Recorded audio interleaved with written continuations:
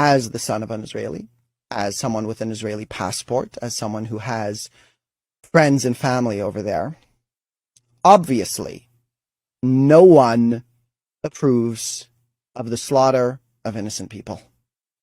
No one. And of course, I am concerned for my friends and family who are in Israel. That being said, I do not stand with Israel at all on what's going on.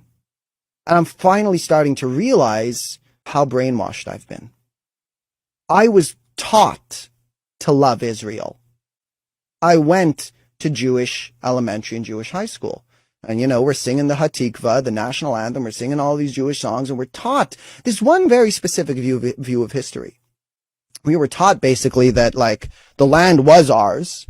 We were taught that, we tried to offer them a solution. We tried to offer them peace, and they kept on attacking us. And the reason why we kept on gaining more and more land was because they would start wars with us. And we would defend ourselves, and we would just end up with more land. And so we would try and give it back to them every once in a while, but they wouldn't accept it. And now I'm starting to recognize more and more and more, firstly, that the Palestinians are living in, this is the phrase that's being thrown around, an open-air prison.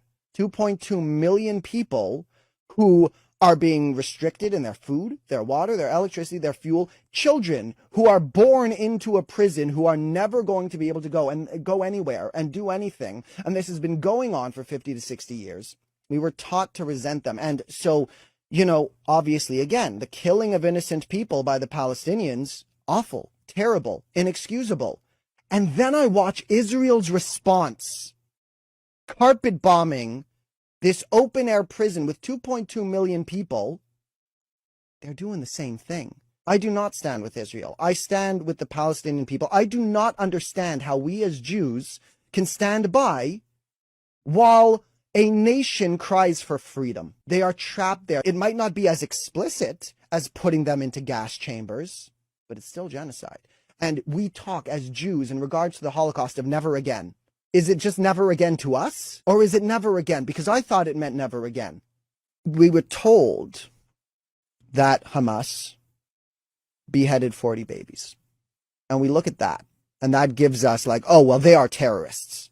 That's beyond any freedom fighting thing. There's beyond no excuse. And then turns out, wait a minute, there is no evidence of that.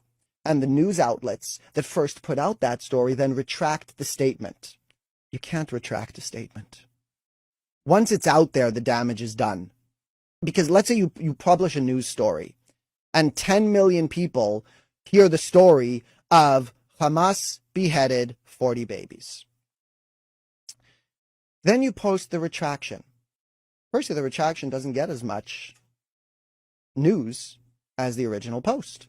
So 10 million people heard you say that Hamas beheaded 40 babies, and only 2 million people heard you make that retraction. And even of the ones that did hear you make that retraction, half of them don't believe it. And even if they do believe it, that image is still in your head.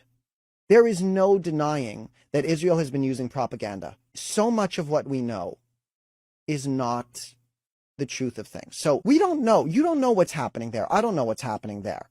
There are a few things that we can know. We can know the big picture story. We can know that there are 2.2 million people being subjugated in that place who cannot live their lives. We can know for certain that civilians were killed from Hamas, from the Palestinians, and we can know for certain that even more civilian and children were killed by Israelis' response. So, firstly, let's open up our interpretation of everything that's going on there. Let's move from this binary, black and white, to they are wrong and we are right, to wait a minute. The Israelis are causing more death, really, than the Palestinians, and we're being taught that, wait, we're the good guys here because this is our land kind of thing, because we're standing up for ourselves. It's not our land. We were given the land. It's like, if someone comes up to you, the government comes up to you right now and says, here's this person, they're a refugee from Syria. This is their house now. Like, what do you mean this is their house now? Well, here's this person, they're a refugee, they've been in a lot of pain, and we've decided to host these people, so this is their house now. You're going to have to leave.